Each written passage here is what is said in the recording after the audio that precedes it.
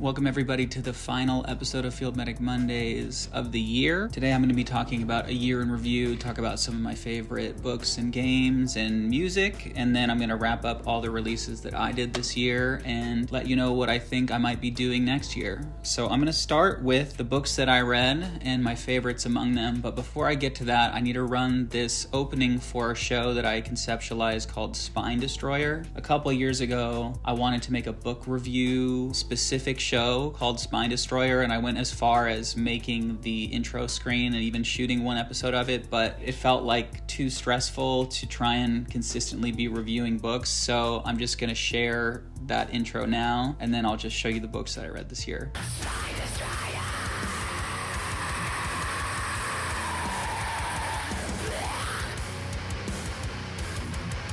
So that's the Spine Destroyer intro, the show that never was. If it's on the list, it means I finished it, so that means that it's worth reading and it's good. There were a handful of books that I started this year that I just didn't finish, so if they didn't make the list at all, they're just not good. If they have a star on this list, it means they're extra good.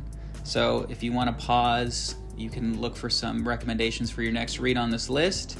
But I'm just going to quickly talk about a few that I thought were super lit. I'm going to start with American Gods by Neil Gaiman. This is a really sick, dark fantasy about the old gods being at war with the new gods, which is technology and money versus thunder. It has kind of a grimy, almost like Southern Gothic feel, even though it's not really Southern Gothic, but I thought that book was really sick. The Wager by David Grann is like a non-fiction about a stolen ship. It's essentially like a pirate story that's real. It really reads like fiction. It's super bomb. The Invention of Solitude by Paul Auster is the memoir of Paul Auster, who's one of my ultimate favorite authors. I love everything of his I've ever read. And this book is split into two parts. The first section is about his father's sudden death, and then the second part is sort of him telling his memoir in third person. So it almost reads like a novel, but it was just really interesting to hear about his journey as a writer and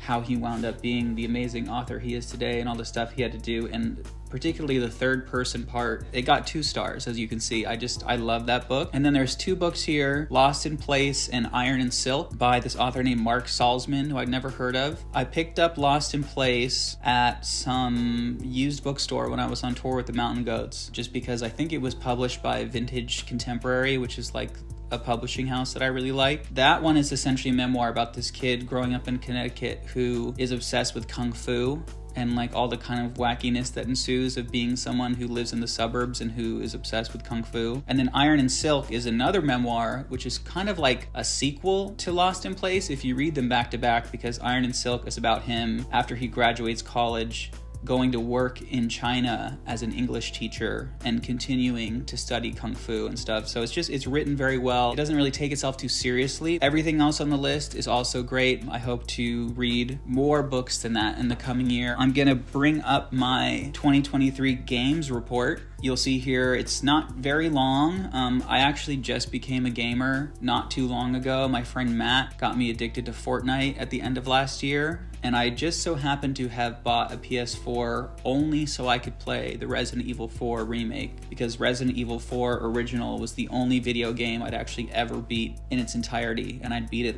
10 times. So I played the remake, turned on my mind to gaming, and when I went on the Mountain Goats tour, I downloaded this game called Tetris Effect. Tetris Effect, I will say, is the best game I've ever played. I've probably played over 100 hours. This games list is not ranked, but if it was, that would be number 1. It's Tetris with music and different levels. Every level has different bricks and soundscapes. It's just amazing. You should definitely download it. You will not regret it. It's the best game of all time. And then due to my love for Tetris Effect, I got a retro game emulator called the Mayu Mini Plus, so I could play this game called Apotris, which is a homemade version of Tetris, and everybody was saying that this was the best Tetris you could play, so I started playing Apotris, which I also loved. And then I just started branching out. I played Wario Land 4, which was amazing, Super Metroid, Metroid Zero Mission, and Metroid Fusion, all incredible games. I think my favorite of those 3 was Zero Mission, because it was the easiest for me to beat without needing to watch hella YouTube walkthroughs. but Fusion was super amazing, and Super Metroid is also really sick. Just a little bit harder because it's like Super Nintendo. And then Panel de Pon. And I also beat Tetris Attack, which is the Nintendo version of that same kind of game. Love that game. Love all Panel de Pon style games. And then I just beat Castlevania Aria of Sorrow, which I really liked, but I felt like by the time I was about 70% done with it, I was just like over it and I wanted to be finished. So really enjoyed it. It was my first Castlevania game, but it was a little bit too long, too like grindy. That's my games report. My favorite record that was released this year is Cold Visions by Blade. I think it just gets better and better every time I listen to it. It's my favorite release from Blade since The Fool. I really liked Spider when it came out, but it didn't really stick with me. There's not a lot of songs from that record I returned to. And then when Psychos came out with Young Lean, I really did enjoy that. I thought it was cool that they were experimenting with a different sound. I could not believe my eyes when he dropped Cold Visions a month later. 30 tracks, no promo, and just back to that working on dying production. Like, if I hear a Filthy tag and it's a Blade song, I just know it's gonna bang. So amazing record. Listen to it if you haven't. Another album I love that came out this year is by Cassandra Jenkins. It's called My Light, My Destroyer. She's a singer-songwriter. She mixes a lot of like spoken word with her songs, and she just has a really beautiful speaking voice as well as singing voice and very amazing production. I think it's a beautiful album. You should listen to that. And then if you're into brutal stuff, my favorite metal album that came out this year is called Death is a Little More by a band called Boundaries. It's fucking hella good. Boundaries was like my second most listened to artist on my Wrapped this year because of that album. It's so fucking brutal. There is literally a breakdown in the first song that you hear a gun cock,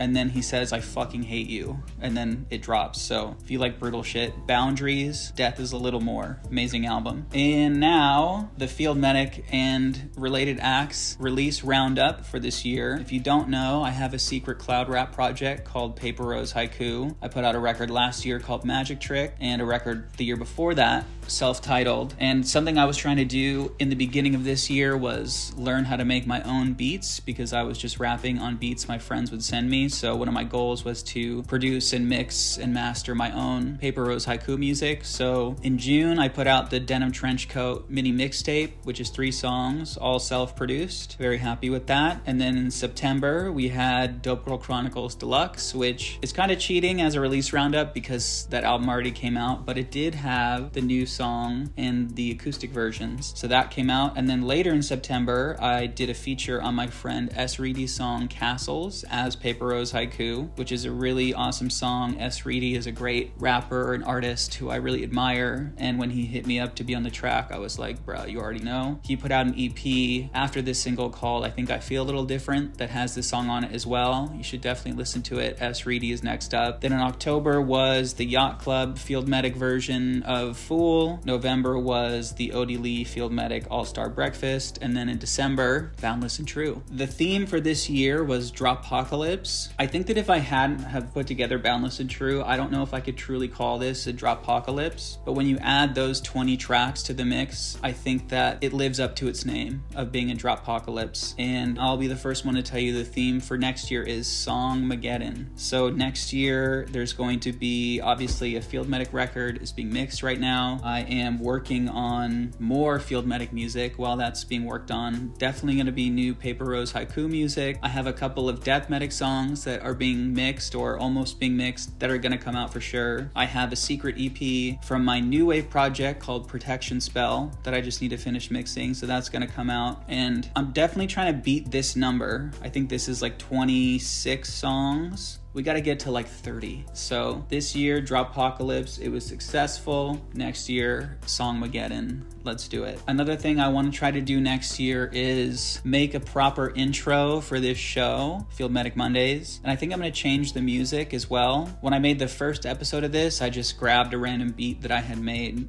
for Paper Rose Haiku. And so that became like the theme of this show. But I'm going to try to use this next week to visualize how to make Field Medic Mondays even more sick, more intentional, and hopefully keep doing this throughout the whole year. That's it for the year in review. Thanks for being a part of my new secret TV show. I look forward to continuing to bring you breaking news from the Medicverse every week, and I hope everyone had a wonderful year, and I'll see you in 2025.